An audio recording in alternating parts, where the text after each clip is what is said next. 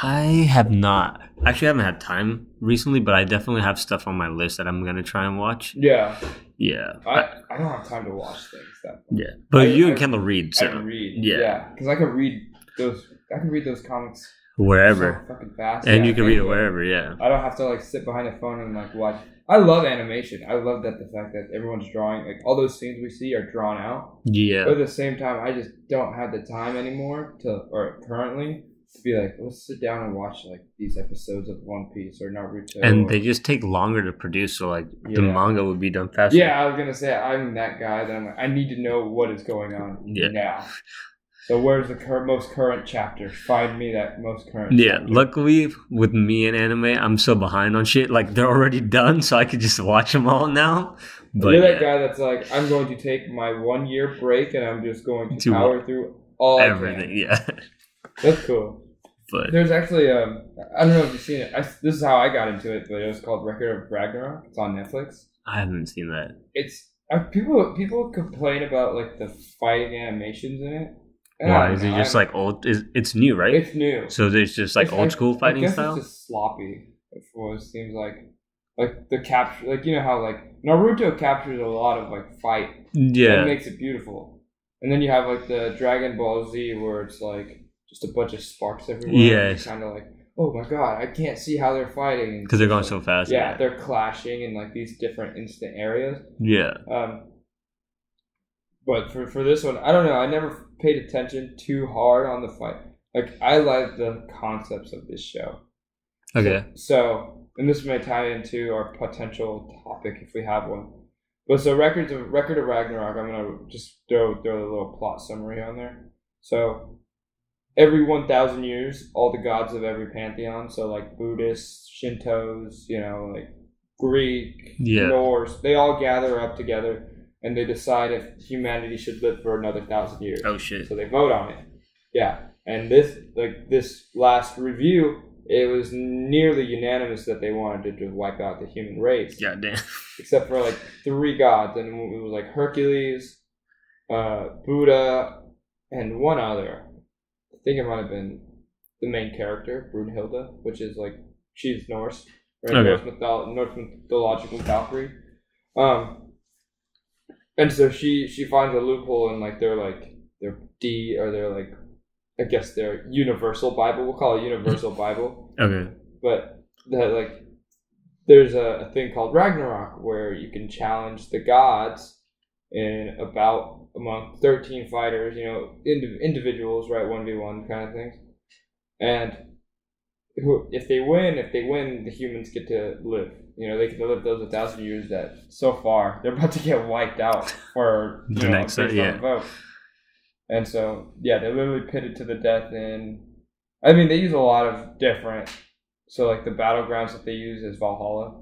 Valhalla is a place referenced in Norse mythology where at the end of like for Vikings, right, during their raids, that was like one of their ways of like that was one of the things to look forward to in battle. Right, you'd want to die in battle as a noble warrior, so the Valkyries would take your body and bring you to Valhalla, and in that you would fight the last battle, Ragnarok, which is like where the world ends. So they use the same concepts, but they put a lot of twist on it. So instead of fighting for, you're literally fighting against the gods. So it's pretty interesting. They give a lot of backstory to like the characters that are fighting. So like the first one was Lu Bu, I think is how you pronounce it. I call it Lobo. Okay. But it's spelled Lubu. He was a Chinese general who was like one of the like most well known historically. I mean, is he Chinese? It's heavily Eastern Asian. I want to say Chinese, but I'm not. Like, you're not too sure, yeah. Don't fact check me on that. And don't take me for fact.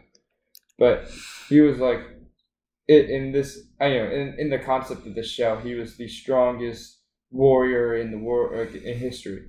Yeah, and you go against Thor, the strongest god warrior. Yeah. Currently. And, they'll show like, oh, Thor, they have the stories wrong. They do their own twists, which I really love. They're like, Thor, he wore his gauntlets so he can hold Mjolnir, but really, it was to hold his power back. Oh, some plot twist where you're like, oh, he just destroyed his gauntlets. No, it just made him stronger. Oh, shit. Oh, Lu Bu, he got hung, but it wasn't because he was afraid of death. He got hung because he was bored of being the greatest. What the Something like that. Being the greatest warrior. So it's instead of like pitting two people and just watching like a Dragon Ball Z, like who could scream the loudest and who has more. It's more of like ideal versus ideal. Okay. So like concept wise. Like philosophical. The strongest, the most not feared, but I guess in a sense the most feared god on the battlefield versus the most feared human on a battlefield. Yeah. Who's gonna win that?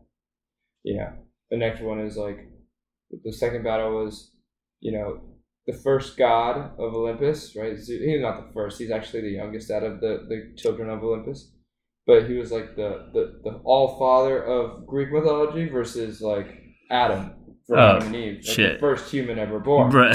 The third one is like, and again, I love this anime and manga because they touch up on a lot of Eastern religions that everybody on the Western society doesn't really tap into. Yeah, because we've been embedded with Christianity and Judaism and a lot of Christian offshoots and a lot of pretty much just a lot of Christian offshoots, and then it just expanded into like atheism, and agnosticism. So it's really nice. It's really refreshing to see like that other perspective of like, there is Buddhism, there is Shinto. There is, Hinduism. There's all these, Zen Buddhists Zen. There's like Muslim. There's Tao. There's a lot of other religions that we keep missing out on. So the fact that they keep bringing them in, or even history in general too. Yeah. Because they'll be like, oh, this was the greatest Yokozuna, which is, the greatest, historically greatest, sumo wrestler. Oh, shit. So they pit him against Shiva I think it's Shiva. Yeah, from Hinduism. Yeah, from Hinduism.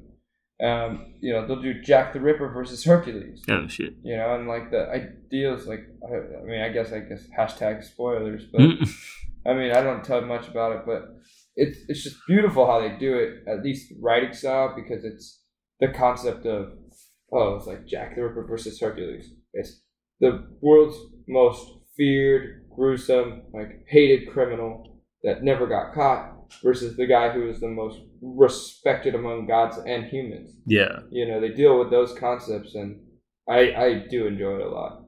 They did Buddha versus like the Shinto gods of fortune, which is really cool. So like literally Buddha being, he's like his 6 realms. Which Buddha did they use though? Huh? Did they use like Siddhartha or did they use Siddhartha? Yeah. Not the happy Buddha. No. Well, so here's the concept: when in the realm of Valhalla, you get to fight in your prime. So, like, let's say you died like 400 years ago. Whatever your prime was in your life, that's your. So it's like the Naruto, like when they get reanimated. Yeah, like, pretty much. So, like, they get to come back, in this realm of Valhalla, and it's like, okay, your stats are at whatever your greatest stats have ever been at. Yeah.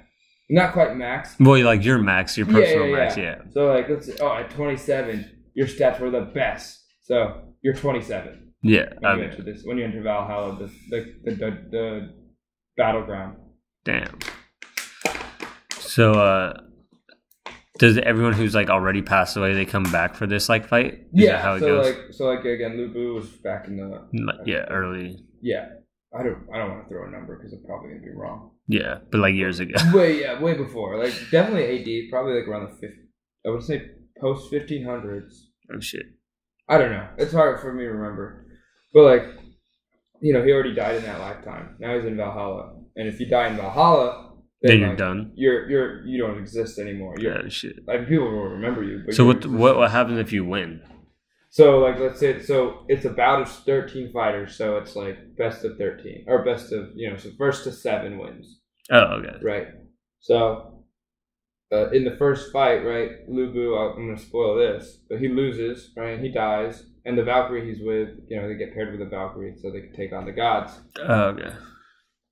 They die, their soul, in a sense, their soul gets destroyed, or, like, whatever essence makes them gets destroyed, so they can never come back and reincarnated or any of that. Oh shit!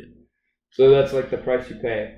And like I said, if the gods win, then humanity is wiped out for sure. You know, the 1,000 years of review. Mm-hmm. It was almost It goes through. Yeah, it goes through.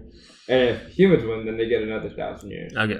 And the battle, the participants who die, you know, they don't ever get to come back. Even if the humans get 1,000 years or whatever. Yeah. Are they wiped from history then, or do people still that remember I'm not them? Sure.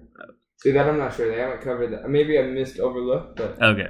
But I mean, they had like the main character created visuals for every person who had died. Mm-hmm. So like in a they sense, can come back. It's not a thing of like, I can't remember who. Okay. So they know who. Like yeah, the memory's still there. it's just they can't get just reincarnated. they will never be brought into that world again. So someone else would have to take their place in the next 1,000 years or whatever. Yeah, got it. If it's cyclical like that, yeah. or if it's just like, oh yeah, he was just that amazing and it was 1,000 years. So you know. Yeah. Yeah, so it's a really cool concept. I like the show, and like I said, I've been getting into a lot of like Eastern religious studies lately. Mm-hmm. So I've been looking at like Hindu and Buddhism, and I haven't like been looking into the texts too crazy hard. Yeah. I've been listening to like the teachings behind them. Mm-hmm. So like Buddhism is really interesting, and we touched on this on our last episode when we talked about more Western religions. Yeah. But Buddhism was literally like almost like the Christianity to Judaism, right? So Judaism was the first, I wouldn't say the first religion. Yeah, but like it was the one that came from, or Christianity came from Judaism, that one, yeah. Based off one person. Same in Buddhism, based on Siddhartha, you know, who was Hindu at the time. Yeah. He just went, no, like, you know, I have all these beliefs and ideas, and I'm going to follow them. And he reaches essentially enlightenment. So now people are like, let's create a religion around this guy, just like we created a religion called Christianity around Jesus Christ. Yeah. You know, like let's do that with Buddha, because they did something fucking right, and we want to be where they're at. Yeah. You know? And it's really funny because like if you know yourself really well, I wouldn't say it's hard, and I'm not gonna like proclaim any semblance of me being able to reach enlightenment. But like what Buddha essentially did, and there's so many different iterations of this guy, right? There's like the Jolly Buddha, the ones you see at like restaurants and stuff, and salons where he's like littered with coins. And then there's like Siddhartha Buddha who like sat under a tree and meditated for X amount of years.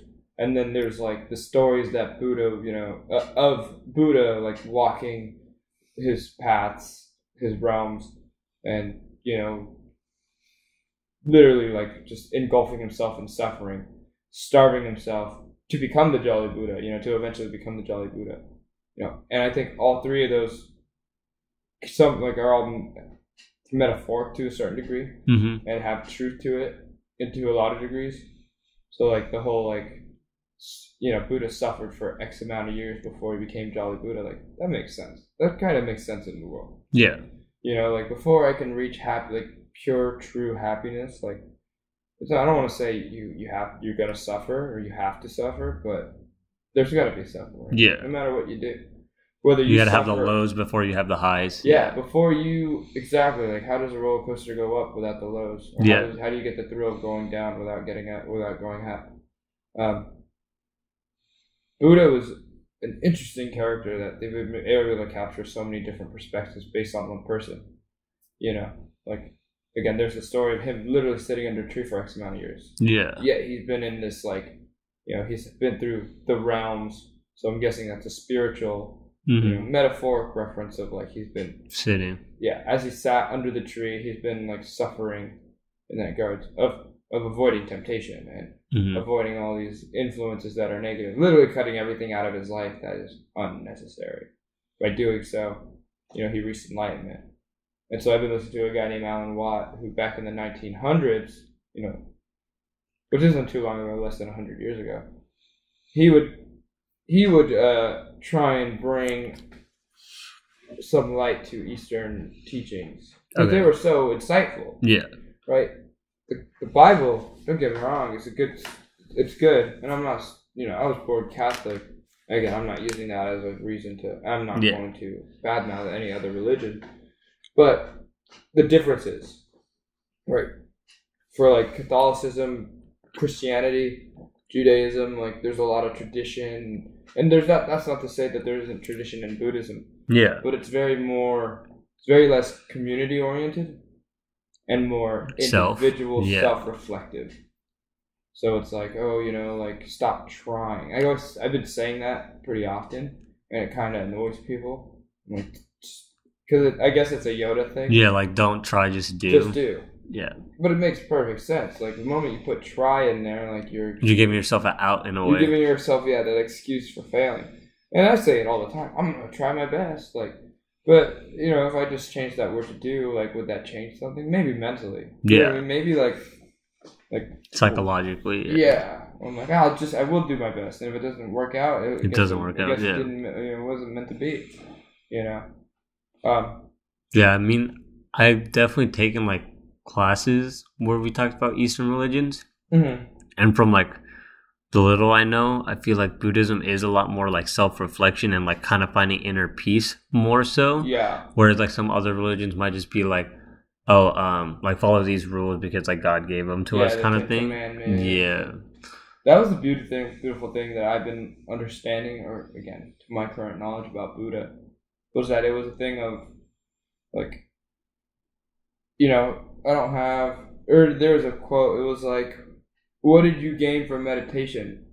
And he responded, nothing. Well, I'll tell you what I lost. Yeah. Anxiety, depression, anger, all these like, negatives. Yeah, all these negatives. And it's like, it's not a thing about gaining. It's a thing about like getting rid of like the things that are unnecessary and taint you. Yeah. In a way. It's crazy because like I know in recent years, like people have been doing like more yoga and meditation, and I'm pretty sure most of that does come from like Buddhism, or can at least be like traced to that. Yeah. And everyone uses it now like to like as for like mental health, or just like the way to start their day. Well, it's so funny because stretching is a form of yoga that's very like, it makes it superficial. Okay. Right, I'm gonna stretch before a workout. Yeah, yeah. But if you literally like, it's a mindset. Yoga is a mindset. I gotta get into this like frame of mind, yeah. And I gotta really accentuate each stretch and make sure like I'm literally like some people do it in the form of like I'm stretching and I'm literally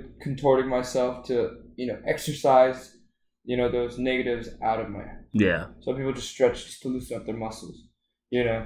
Like same regard, but at the same time, it's the intention behind the stretching for yoga, And what you're like focusing on during like the stretching and stuff like that. Right, because yoga deals with a lot of deep breathe exercises. Meditation too is not a thing of like, oh, you have to sit under a tree like Buddha and om yourself to death. Yeah. Were you a kid and you ever thought like did that?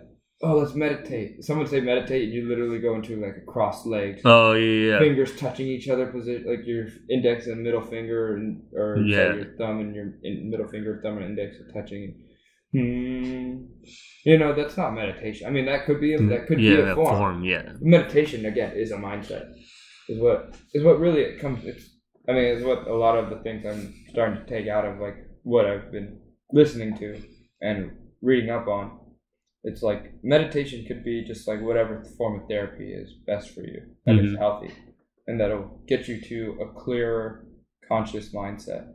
And I think, like from what I've just like the little I know too, like I feel like Buddhism really like harps on like whenever some bad stuff happens to you, or like you have like something that like provokes a lot of emotion at once, just like take a step back before like you react, kind of thing, and just like really assess like what's going on, and like kind of like not meditate, but like just like put yourself at ease before you take any actions. Yeah.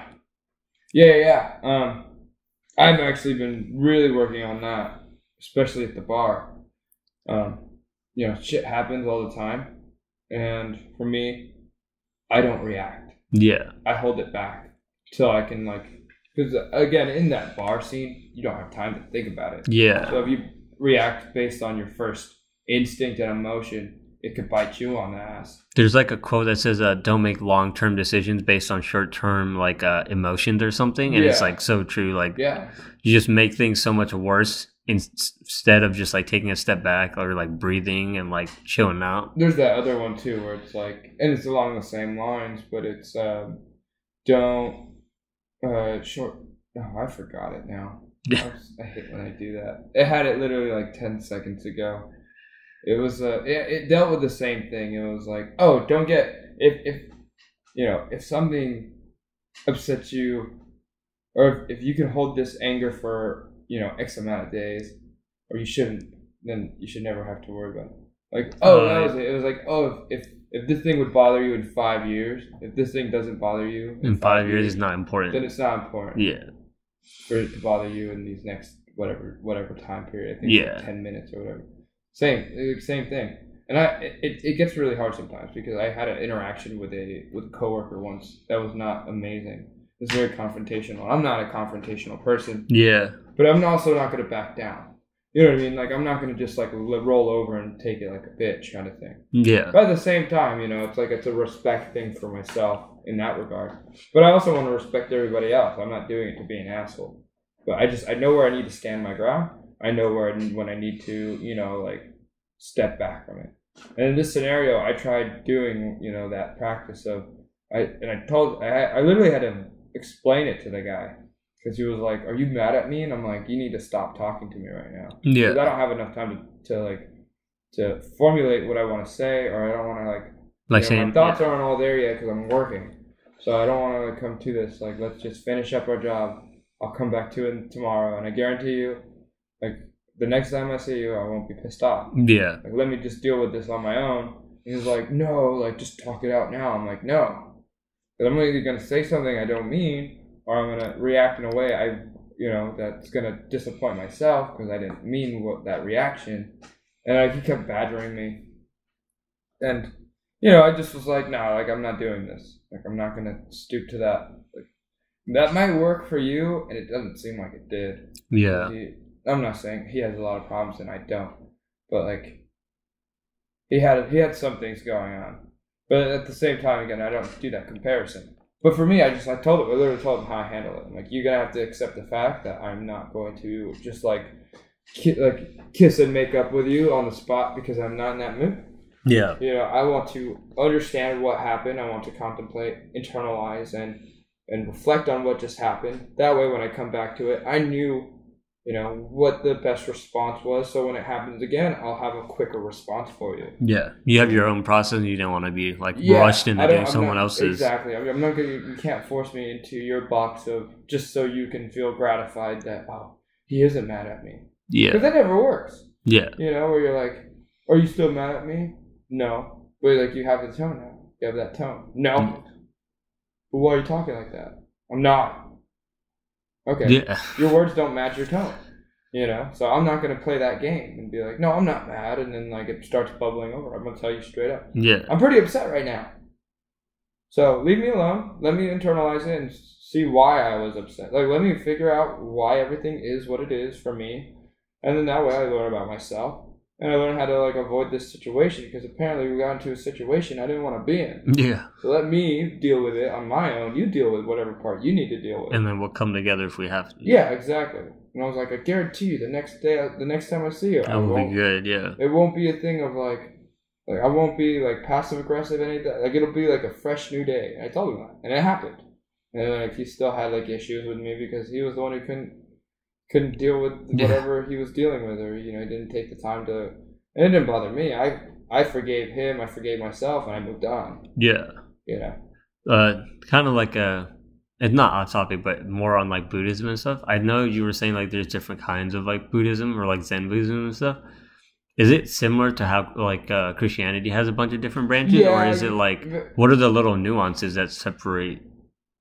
There's just little nuances in the forms of same thing with Christianity where it's very small textual stuff. Oh, okay. Or readings, or they'll add different meditative states. Zen is more inflow. I wouldn't say Tai Chi-esque, but it has that kind of vibe to it in a sense where it's more yin yang focused instead of self focused. Chakra focused kind of, or in a sense, yeah. Okay. I don't know if they use the word chakras, but it starts to enter into that realm.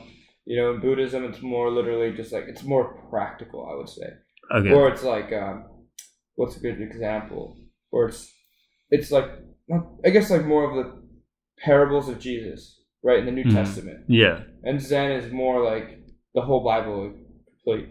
And I'm not saying Zen Buddhism is the best out of the Buddhisms. They're all different, yeah. They're all different, and they all cater to whichever one you're practicing following, right? But like Zen, again, this could be wrong. This is my interpretation as I've known it, and this could be a bad comparison, but I think it's reasonable currently. But Zen Buddhism is like, I mean, you look at everything, because Hinduism or Buddhism is this offshoot of Hinduism. Yeah. So like Zen takes not everything into account, but a lot more. And Buddhism in and of itself, just based on it, like Buddhism, that's the teachings of Buddha. Yeah. Yeah. So it's the parables of Buddha. Just like the New Testament's the parable. A lot of it's about Jesus and his parables and what he went through in his life. Yeah. Same thing with Buddhism. Zen is like you said, like the mana chakras that are like energy focused kind of. Yeah. When you do X thing of Buddhist parables, or if you follow those teachings that Buddha has taught. Kind of like how you're saying earlier, like some people do yoga to release bad energy kind of thing. Exactly. So it's like more like that. Yeah, I think it's Hinduism too, where it's like you have your crown chakra and then your head and then, there's 7 chakras in alignment. Yeah. Alignment is what you're looking for. Same with Zen. You're looking for alignment, whether that's alignment with the yin and yangs, right? Duality of the yin and yangs, right?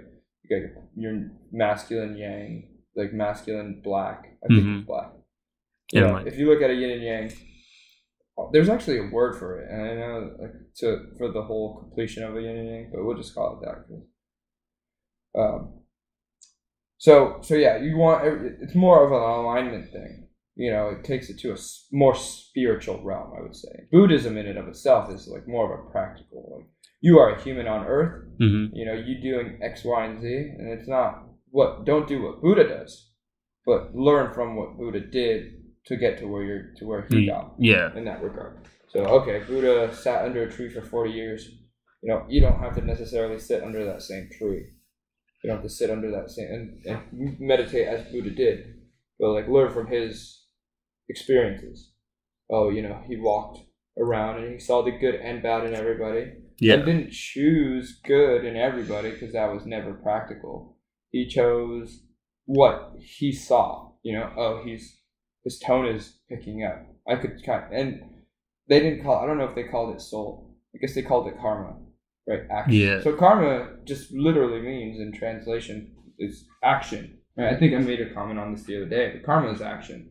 So like when people say you're gonna have bad karma, it's no, you have bad karma. You're giving out bad actions. Yeah. Right. It's not like you're gonna bad actions invoke bad response. Yeah. Responses. So it makes sense that like even though people use it wrong, it still has like it's still kind of on track. Comparable, I guess linguistic.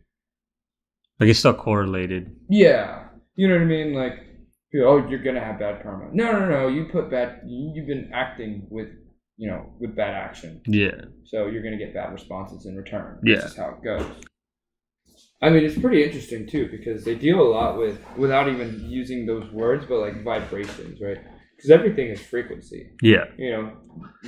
We can even take it to like physical matter, chemistry levels, and molecules are vibrating.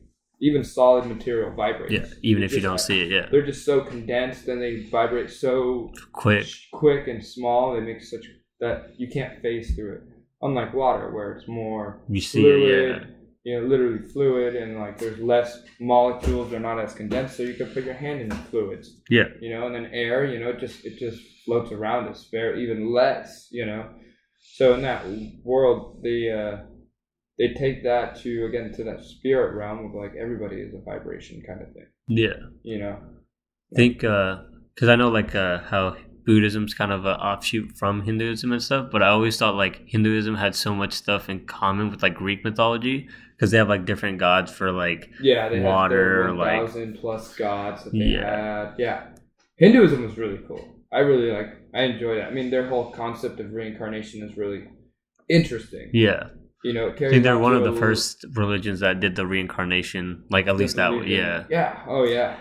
And I mean, so Buddha, and I'll go back to Buddha just for a second, because Buddha isn't Siddhartha. Buddha is a term given to people who have reached enlightenment. Yeah. So like the most prominent one is Siddhartha. Yeah. He was like, oh, I did it, made it. Okay, can we learn from you? you could try. I don't have a problem with that. Oh, let me finish my topic on that guy too. So I was saying bad action, bad karma, right? Buddha, it seemed like from how I've read about him, heard about him, he was just a really well endowed observer. And when you sit under a tree with nothing but your own thoughts, you could start learning so much about the world around you. About the world around you, based on learning about yourself. Yeah. You know, the self-taught, or like teaching or learning more about yourself can really open your eyes to the world around you. Yeah, like looking in helps you look out. Yeah, 100%. I believe in that wholeheartedly. People who don't know themselves really well. Yeah. In that regard, or like, and it's like to that level of like, you see it where people are like, so, and it's simple questions you can ask, like, why are you so angry all the time? And they know, like, it's not that they know why immediately, but they can. Yeah, you can figure it out. They can break it down to like, oh, it's because of this one incident that has caused this trauma, and it just keeps like snowballing every time. It's like a long process, and it's like sometimes triggering, but like it's like crucial to do. I mean, sometimes you got to pull those triggers to find out if the gun has a bullet or not. Yeah, you know, that's a terrible reference that can be like shut down easily, but like it's one that gets across to the point. Yeah, right. Sometimes you do have to pull those triggers just to know how the reaction's going to be, or even to know where they stem from. Right. Yeah. Oh, I do it all the time, and I hate myself for it in doing so. But at the same time, I love myself because I'm like, now I know those triggers, and now it's less likely to trigger when I hear someone else say it, because I've said it to myself multiple times, and I've gotten my own. Or, you know, even my loved ones have hit those triggers multiple times, and you know, they're not the ones that have to deal with the mental head case that's coming with it. I have to deal with that. And I think like even just looking inward just helps you be more compassionate, because then you realize, because then you're like, oh, I'm sure people are going through the same stuff, or they have like similar experiences, or even worse. So now you're like more prone to be like nicer to people, or just like be understanding. And that's and honestly, it provokes a lot of imagination, and that goes into the same realm, because then you can go, you can start creating any kind of, no, I wouldn't say excuse, but like any kind of reason to people's actions. Yeah. And I think that was the case of Buddha. He was just like, oh, why is this person angry? Well, it could be, and he won't be like, oh, it's because. He just says the possibility is, you know, X, Y, Z, A, B, C, D. Like, there's infinite. Yeah. So whatever reason this man is angry, I got to know that he's not angry because of me. You know, like directly. Could be because I set him off. Though. Yeah.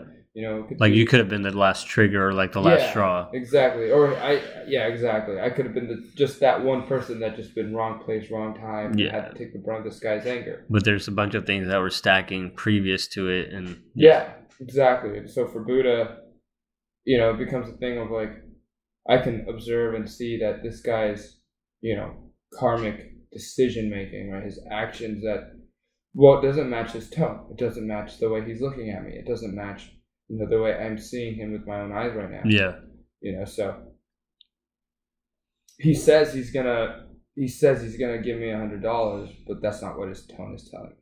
That's not what his facial expression is. That's not what his body language is telling me. And he doesn't do this. I mean, he doesn't go through this process. It's just like I tapped into like, oh, my bot, like. It's just like unconscious. Yeah, like, I just know that this guy's not going to give me the $100, even though he says he does, because I could sense it. You know, I could sense that he is not in alignment, and that's the big word, alignment with his actions. Yeah, his actions are not in alignment with his words. Yeah, you know. Back to Hinduism and reincarnation, though. I always loved that concept because I don't know. I get into very metaphysical thought where I'm like, why was I born in the year I was born in? Yeah. You know, why are we going through the trying times that we're going through? Why, you know, like, why now? You know, why am I in this place now? Why can I see with my eyes in this time period now? And yet I still know, or based on historical context, all this past history. Yeah. You know, and I wasn't there. So it could not exist for me because I wasn't there. I was not a first-person witness. But there are a lot of accounts of first-person witnesses turning it into second-person, right? So now we're second-person witnesses because I've read an account from a first person. Yeah. Yeah, and you could keep going down the line. Oh, I'm a third person because someone wrote about it who knew about, and you can keep going on that foot train. But I mean, I think we are, and this is like one of the things that a lot of people touch on, but like feel they can't say in fear of being a narcissist. But I think everybody who's existing right now is important, whether it's simulation or like, and I'm gonna take it out to like an out of the box kind of like concept right now.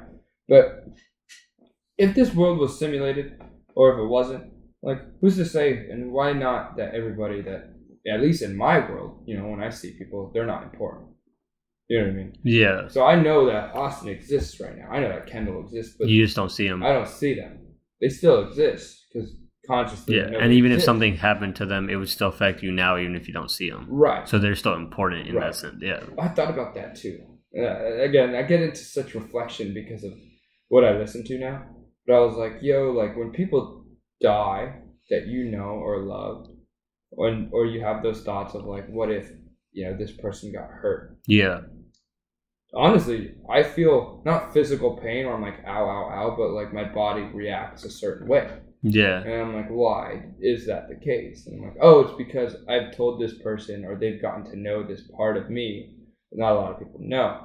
So they got hurt. And then, I mean, this turns into, again, somewhat narcissistic. But like if they got hurt, a part of me kind of goes with it because they know that part. Yeah. And I think that's interesting because I always felt like, you know how like I'm sure if we went to Arizona and talked to your Arizona friends, they would know a different version of you versus us, right?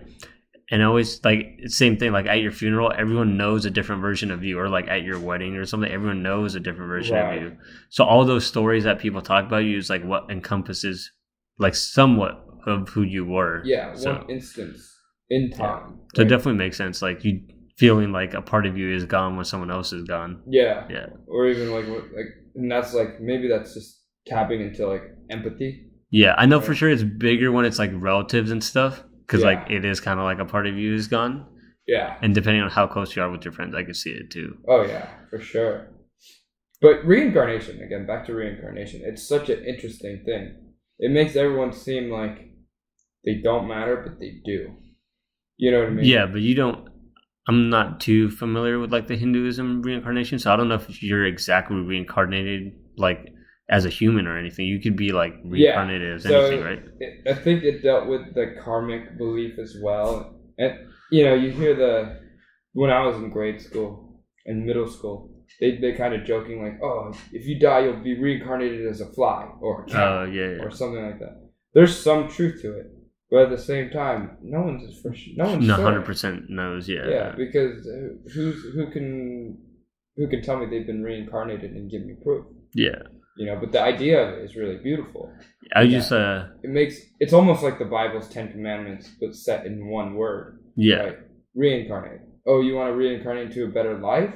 Well, then you better live a good one now. Yeah. A just and righteous one now. If you live a shitty one, then you're going to be a shitty reincarnation. And then, like, do you like forget all your memories? Right. There's so many like contingents of it. Yeah. Is it like, do you just start from scratch again? Yeah. Or like, do you even have any recollection? Or does it become a thing of like, do you get reincarnated into like a parallel world? Or, oh, I'm born again on 1997. Yeah. You know, I'm born again that year. Or you just have a chance to redo things? Yeah. Or let's like tweak it enough. I was born a year after or a year before. Let's see what makes those changes. Oh, like the little alternate like universe type almost thing. Like I mean, if that would be kind of interesting, right? But like, how would you remember? But yeah, in this regard, it's like, okay, 19 or you reincarnate. We'll tweak one variable. Let's see how much change that makes. You know, okay, you're born on the same day, same month, different year by one. Are you a completely different person because of it? Yeah, does that change the trajectory of your whole life? Yeah. Man, that's, I guess, I had a conversation, and we'll slightly go tangential with this. But I had a conversation with a friend of mine, and the fear was of losing their memory. And I was like, oh, I'm not too afraid, but I've never lost my memory. Yeah, so you wouldn't know what it's like. Or I have no recollection of losing my memory. Yeah. And I was like, that'd be actually kind of terrifying because you're made up of your memories and your current situation based off that. All the experiences you've been through. Your body will be shaped. I mean, your body will remember those experiences, kind of things. You know, that's why, like, if you see a car drive really close to you, you're gonna react a certain way. Yeah. You know, your body's gonna crawl a bit because it's like, wow, that was a close one. Yeah. Wow, that was a big brush with death. So in a sense, it feels like maybe like the more intuitive you are, the more experiences you have. And and that's to say, as well, for me, I haven't had a lot of experiences where I've almost been hit by a car like that. Yeah. So like, why does my body know that reaction? Yeah. Why does that? So like, maybe we have been living for multiple lives, and you know, maybe those experiences have happened across many times. Yeah. And now, you know, our body knows what subconsciously, our mind does, yeah, kind of thing. Like our mind does like a computer, like an iPhone, like factory reset. Yeah. And I really hope it doesn't, though, because I love the memories I have. As bad as some of them are, and as like great as some of them are, and everything in between. I love my memories. That's why, like, when I drink, I don't drink to like forget. Yeah. You know, I don't try to drink to black out. Yeah. Yeah, I've been, for the most part, I was always good at remembering random little stuff from like when I was growing up. But every once in a while now, like someone will say something, they're like, "Oh, do you remember when we did this?" I'm like, "No, I don't." Like that doesn't exist in my brain. Right. Like, what the heck? Or have you had like instances where like you'll tell someone about something comparatively similar, relatively similar, and then like it'll spark, so they'll tell you something and it'll spark a memory? Yeah, that happened when you guys did like the video game one. Like someone brought up like Crash Bandicoot or something, and it like reminded me of all this other shit. But like, had no one said that one video game, I probably wouldn't, like, it would probably be stored somewhere in my brain, but I wouldn't remember it. Yeah. Right. Yeah, reincarnation is so interesting. There's so many questions to it, and yet the people who follow it don't question a lot about it. They just believe in the concept, which is amazing. You know, because like people revel in death a lot. Yeah, where they're like, you know, what happens after I die, or I feel bad about the people I'm leaving behind. But once you're dead, you can't. Yeah, as we know it currently, you can't come back. You won't be able to be like, you can't check on those people. You know, we have no proof of people being able of astral spirits watching over everybody and going, "Oh, he's doing all right." Like, oh, man, he's not handling it well. You know, we have no proof of that. You know, so who's to say what happens on the other side? You know, so why question it? You know, I love the people who go, "Oh, for my funeral." I'm like, "Oh, you're thinking about after your death?" Yeah. Like, to me, that doesn't make sense. I mean, don't get me wrong. I used to do that all the time, but I realized like when I die, I no longer like control anything. Yeah, nothing. I can't be like, do this and this and this. Yeah. I better die like this. No, I'm dead now. Yeah. Everything after that, like, there will be that remorse now because I could think about that future, but at the same time, like, I don't want to think about that future in that regards because, you know, what does that do for me besides put me in like a depressive state? Yeah. You know. Sure. So like, we just got to be in the moment with things and like just keep living. Yeah. Like, and that's not to say ignore the reality of death. You know, it's gonna be there. It's gonna be there for everybody. You just make the most of whatever you have, or like what today. Like that's the one thing everybody can have in common is that one day they'll meet death. Yeah. You know, and how you tackle that. You know, like for me, I've been on death's doorstep a few times. Yeah. Whether it was like a freak accident, mainly freak accidents, or like something out of my control, you know, that again spawned a freak accident. Yeah.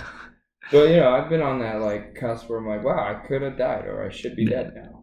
And I'm not. You know. So just like some people feel like they have unfinished business when they're like dead, and just make sure that you finish all your business while you're still here. Yeah. So. Well, just like and this ties in with that. Just don't regret. Yeah. You know? Just be, it's like the Buddhist thing, like just be, like get, like if you get inner peace or you get to enlightenment, it's like, then you don't have to worry about certain things. Yeah. I used to have to tell myself or ask myself, I was like, if I died today, like, would I be okay with how I lived my life? Yeah. You know? And I was like, I have to be. Because if I died today, you know, like, you can't change it. I can't go back in time before that and go, okay, let's make this adjustment, Okay, well, I got to where I am. Yeah. You know, and I'm happy, so, you know. And even if I wasn't, I'll have to find the happy times because there's a bunch of them. Yeah. Golden nuggets, you know? Yeah, you can focus on the bad or you can focus on the good, but it's up to you what's getting focused on. Yeah, and then a lot of times you could take a step back from the whole picture and realize you made this beautiful portrait of yourself. Yeah. You know, one that shows an ugly side, shows the shadow, you know, shows every aspect, the negative, the positive. Yeah. So, man, it got we went kind of metaphysical there. But yeah, reincarnation. I love how, I mean, again, this is coming from a perspective of being engulfed in Western religion, but it's so interesting to think that, see all these other, like, I mean, that's what religion is. It's like a community going, yes, we agree with these ideals. Yeah. Yes, we agree with these ideals. So seeing two different ideals across the world and like trying to learn about it as much as you can with its history, because they have history, right? There's the history of God and Jesus, you know, the New Testament, Old Testament, and there's the history of Buddha sitting under the tree and Hinduism becoming a thing, and even mythologies kind of stuff. It's really, it touches on a lot of things, and it makes you wonder a lot. And I love that. You know, I love wondering, like, oh, wow, how did we get here? Yeah. How did people come up with these, like, ideas? You know, it's pretty awesome. Yeah, it just makes you curious about certain things. Yeah. Well, it means that people, like, are different. Yeah. And that's okay. You know, like, let's just accept those differences as long as they're not, you know, harmful to you. Right? That's where it becomes a conflict of interest, is like, oh, this religion believed, or like the Aztecs sacrificed, you know, they sacrificed humans to gods, to supposed gods, right? And, you know, we look at that today and we go, that's a how could you do that? Tragedy. But we're not in their like mindset, or we were never back in those days, so we can never know why they did what they did. You know, so we can't. I mean, based on and we all have pretty similar moral compasses now, but based on those, we go, that's fucked up. Yeah, that's a fucked up thing. But if we went back in the day and maybe we were where they are at, we'd maybe find more justification to it. Oh, is killing bad? I never knew. We never had a Bible. You know what I mean? Like, oh, that whole concept of killing being bad was never a thing because I kill an animal all the time, and we essentially are animals. So it's the same. So I was like, okay, so, you know, how do you sustain yourself? Oh, you have to kill that boar, that deer, that cow. Okay, well, what's not to say, like, sustaining ourselves in the spiritual realm is, you know, sacrificing a human for whatever reason, you know. It gets interesting because, again, we always like look at things with ethics and moral compass. Yeah.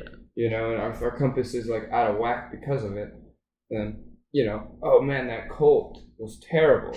Oh yeah, it is today for sure, because but back everyone then, has the same moral, or not everybody, but a lot of people have the same moral compass. It's a societal like gathering of, no, that's wrong. Yeah. You know, and some people just don't know that it's wrong because for whatever reason, their upbringing, whatever it may be. Yeah, I mean, our last religion talk, we talked about a lot of Western religions, and I did want to like give a lot of light to the Eastern religions and all the other, like, there's so many different beliefs out there, you know, and they're all, not all, based on my morality.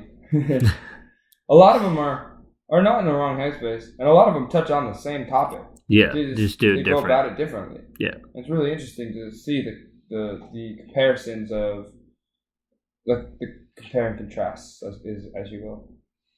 Or how they got to where they did. Yeah. Yeah. A lot of myth stories have a flood story in them, similar to that of Noah's Ark. Yeah. You know, a lot of them have, you know, a lot of different religions and myths and cultures believe in the world tree. You know, Yggdrasil, the world tree that spans across the heavens, earth, and hell.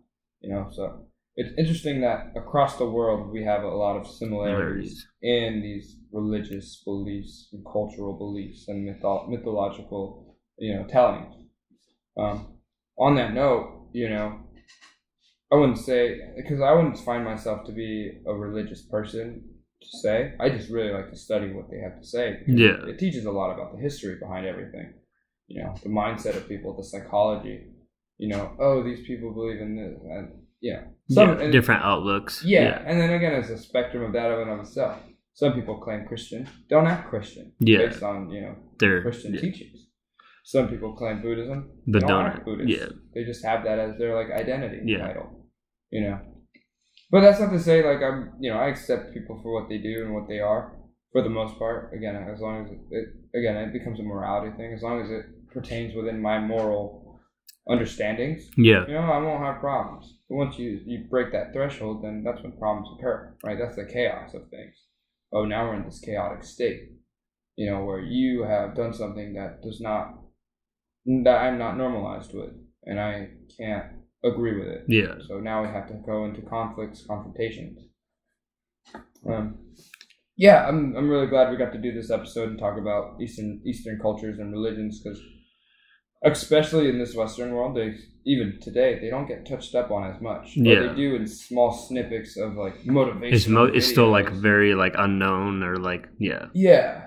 And it's interesting that there were people back in the day, Alan Watts again is one of them who I follow a lot, Ram Dass as well, who were trying to like almost do what the Christians did back in the day, where they were like, let's convert everybody. They didn't try to convert. Yeah, but they're just trying to spread the word. This is what I learned. Yeah. Based on understanding and hanging out in Buddhist temples and hanging out with Buddhism, like Hinduism, what I saw, Taoism, like a lot of Eastern religions.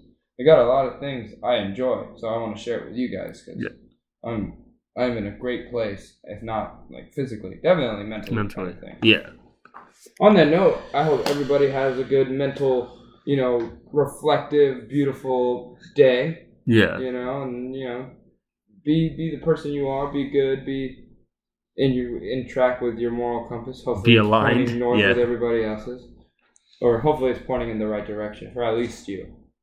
But on that note, it's your boy Maui. And it's Bambi. And this is Couch Surfing. Peace.